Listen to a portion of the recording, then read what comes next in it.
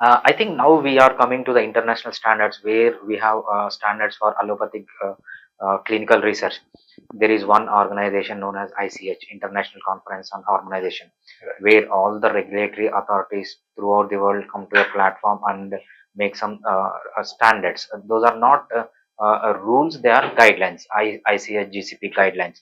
In the same way, the similar structure, all the private pharmaceutical companies made a organization known as INFA, International Federation of Pharmaceutical Manufacturers Association. So, similar structure we are seeing in homeopathy as well. And keeping those allopathic standards in mind, next move on to the next important topic. Since 2010, everyone believed that homeopathy medicines are dynamic, they are vital force, they are spiritual, there is no physical component in it. And Dr. J.H. Balare busted the myth, and that is further carried on by Dr. E. Rajendran. Now we are confident that homeopathic dilutions have material basis and they have biological action. The next important thing and most controversial thing about homeopathy is how homeopathy medicines work. Our doctors either say it is vital force, or they will say, if you have pain, can you see pain? Or can you see electricity? In the same way, we cannot see the effect. As of now, homeopathy is purely evidence-based medicine. We have prostate BPH. We have given homeopathic medicines. After that, in radiology, there is no BPH. This is evidence-based medicine. In between, what is missing is pharmacodynamics and pharmacokinetics. For example, if we take an antacid in allopathy, it has pharmacodynamics. What happens? We have acid in our stomach, we put a base acid, and base neutralizes and the effect is seen. In the same way, let's take paracetamol. Even paracetamol is going to block some of the inflammatory mediators, or ART treatment. They are going to block a reverse transcription and something is happening. These are all pharmacokinetics. And coming to the allopathic drugs, even water and air we breathe should have pharmacokinetic effects. Somewhere it has to be absorbed, it has to be distributed, it has to be metabolized, and it has to be eliminated. So those parameters are not established in homeopathy yet. We see lot of clinical trials in homeopathy. Those are all only they are backing up the efficacy. They just want to check whether a particular drug is useful in diabetes or diabetic food or something else. But I have never seen a study where pharmacodynamics and pharmacokinetics are established. Do you have any idea about that, where we are on establishing pharmacodynamics and pharmacokinetics? Right. Yeah. Uh, First, let me start with what you have started. ICH GCP Yeah. studies. Uh, Way back, I think 1 or 2 decades, people, medical representatives would come visit us to the doctors, and they say that, see, we have conducted this clinical trial, all those stuff. If you search about that clinical trial in any database, let alone the CTRI database, CTRI just it's a new introduction. Any other database, you would not get anything. Uh, of late, you can see that that kind of studies are coming up. And if I talk about Schwabe, since beginning we follow all the standards and ethics. I mean, no product has been introduced into market without any scientific efficacy and safety studies. At least preclinical studies have been conducted and launched, because that also is not mandatory in homeopathy. Right. Yeah. Right. But that has been done. And if at all any clinical study is done, that would be ICH GCP complaint study. And if you search for those study details, you would get it in the database. Clinical trial registry India database, that is there. Now I could see that that trend is increasing. I mean, even many dissertations of the PG students have been registered in the CTRI, and they follow all the procedures with the developing, starting with the protocol, ICF, CRF, all those things they develop, and they get the ethical approval, ethical committee approval, and they register that properly in the CTRI, and they go ahead with that. That trend is coming up. That trend is picking up, I would say. So in that aspect also, I mean, in clinical trial also, we are increasing in our benchmarks. The average quality of the clinical studies have been increasing, and we, as a pioneer in homeopathic industry, we lead that change, that trend, as Schwabe, because we have the responsibility in the industry as a leader, and with the Schwabe is known for its quality and research, and so we try to set standards or benchmarks for those stuffs, and we have been doing fairly well in those aspects. When it comes to pharmacokinetic or pharmacodynamic studies, as of now, I don't think it is practical or it is possible, because our homeopathic I'm talking about the high potencies, I mean, ultra high dilutions, UHDs. As of now, we do not have any material into that. Yes, we have identified Dr. Jayesh Bellare, then followed by Dr. E.S. Rajendran, and other people have identified some nanoparticles. Still, it needs to be further developed, in the sense that now we have something is there. I mean, during the process of potentization, some nano bubbles are created, then some nanoparticles are developed, generated. They are not actually coming from the original molecule, original drug substance. They are created during the process of preparation, potentization, and we are still yet to identify or differentiate between the nanoparticles between pulsatilla and belladonna or XYZ. That is number one. Then number two, between, even if it is only pulsatilla 30 and pulsatilla 200, what is the difference between these two in terms of nanoparticles? So that is there is a long way to go to reach such a level, and during this process maybe our concept of nanoparticle may altogether change also. What we have been thinking, what we have been having some understanding on nanoparticle may be completely different if the new research would come up. Just let Yeah. me interrupt you Yeah. 1 second. You mean to say that the nanoparticles which our Jayesh Ballare or Dr. E. Rajendran are able to show, you mean to say that they are not coming from the starting material? They are somehow happening in the middle of the process. Right. They are not from the starting material. Maybe the triggering point would be the starting material, but during the process it keeps on changing. Because it is nano bubbles have been created, even Dr. Jayesh Bellare also flotation he used. Yeah, he sorry, Froth flotation. Right. He also proposed some theories. It is not a conclusive one. Only thing is, what is there in front of our eyes is some particles are identified, but how come it has come, that is not still very clear, because it is not possible also coming from the nano particle, because our dilutions are beyond the nano level. Nano is 1 by 10 to the power of minus 9, and ours is minus 400. I mean, if you take the 200 potency, it is minus 400, 1 by 10 to the power of minus 400. 30 potency itself is 1 by 10 to the power of minus 60. We are much ahead of, our dilutions are much ahead of nano level. Okay. So it is not possible that it is transmitting the nanoparticle. I mean, we are reducing the particle with potentization, with trituration or succussion, and the particle size has been reduced, and that is continuing. It is not possible at all. So it has been developed during the course of process, but yes, there is a connectivity between starting material till that. Okay. And it is not exactly the same nanoparticle or the particles of the starting material is continuing. That is not at all possible. Oh, yeah, I don't know that. yeah, that is not at all possible. And second aspect, another breakthrough study what we got during the same time, in fact a little bit before Dr. Jayesh Bellare's study, was Dr. Luc Montagnier's study on electromagnetic emanation from the ultra high dilutions. Okay. I don't know whether you have come across with that study or not. Just to give some introduction about Dr. Luc Montagnier was, I mean, now how we have been after COVID has completely changed us. In the same way, in 80s, 70s, late 70s, 80s, 90s, the whole world was affected with the pandemic of AIDS.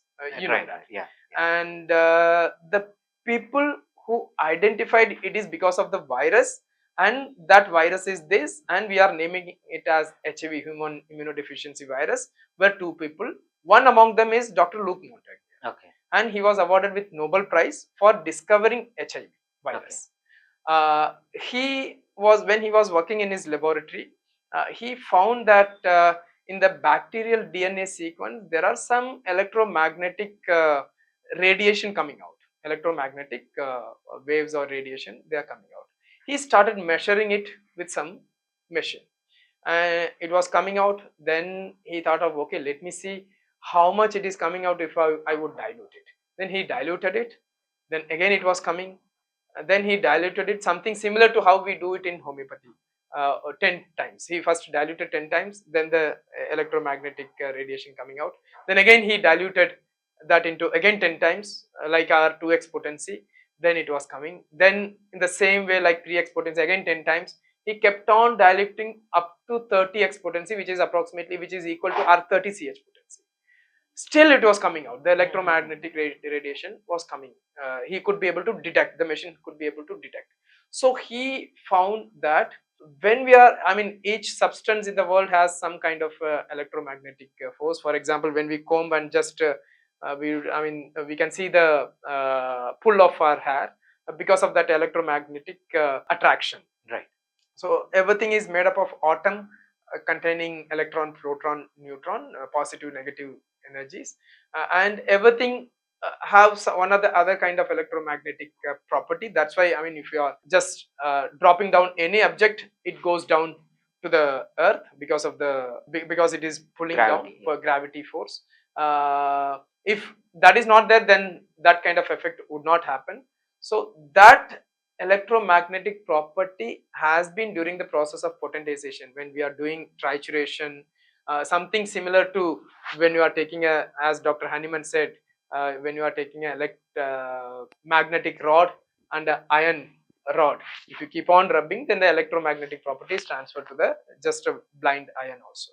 So that with that process, you are able to continue that, pass on that electromagnetic property to n number of iron rods. So in the same way, the specific electromagnetic property of the starting material, be it Nux vomica or pulsatilla, has been transferred through the dilutions, to the different dilutions, because of this process of rubbing, I mean the trituration or succussion, rubbing each other, the starting material or the previous potency with a vehicle, either it is lactose or alcohol or water. So that is what our understanding. Now we have two theories in front of us. One is nanoparticle.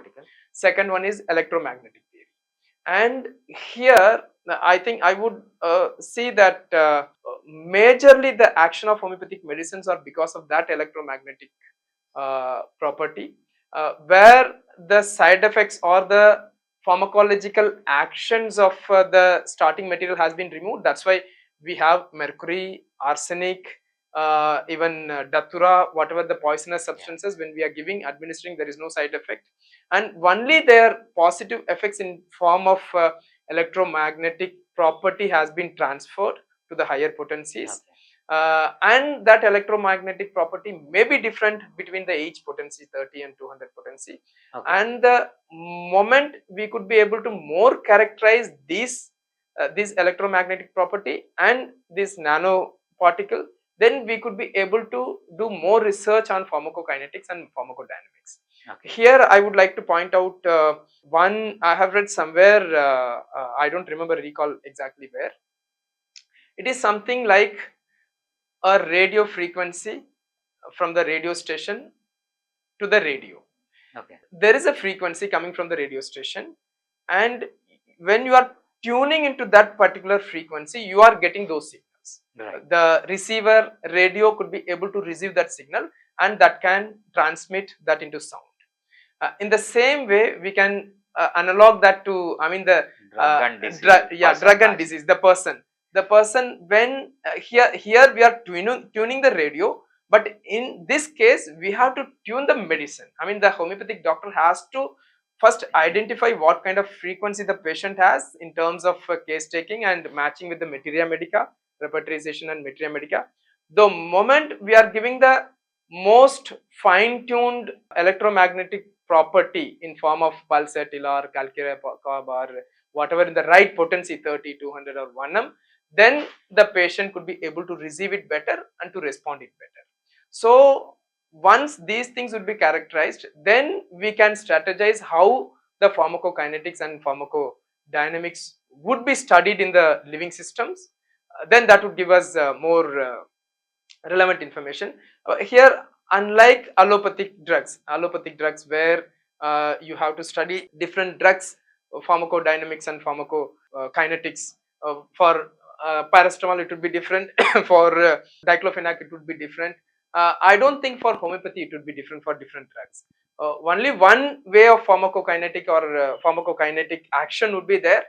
It is all for all the drugs. I mean, whatever the method of mode of action would be same for all the drugs. Only thing is whether the frequency matches or not. Okay. That is the only difference. When I say about this frequency, just one piece of information that Professor Mahata from West Bengal, he developed a machine to identify such frequency of patients, so that I mean, it would actually diagnose the patient and throw us some light on which remedy is more suitable, more similar to that patient, Right. whether it is calcarea, cough, pulsatilla, or whatever. But it is, I mean, he published some papers also, but still that study also is yet to take off and go even further ahead. Then only that can be that will come into full shape. Okay. If these researchers would come up and when they would take a good shape, then our pharmacokinetic study would be even much easier for us to do. Yeah, I have similar type of experience with one of my seniors. His name is Dr. Devendra. When I was first year BHMS, he was into PG.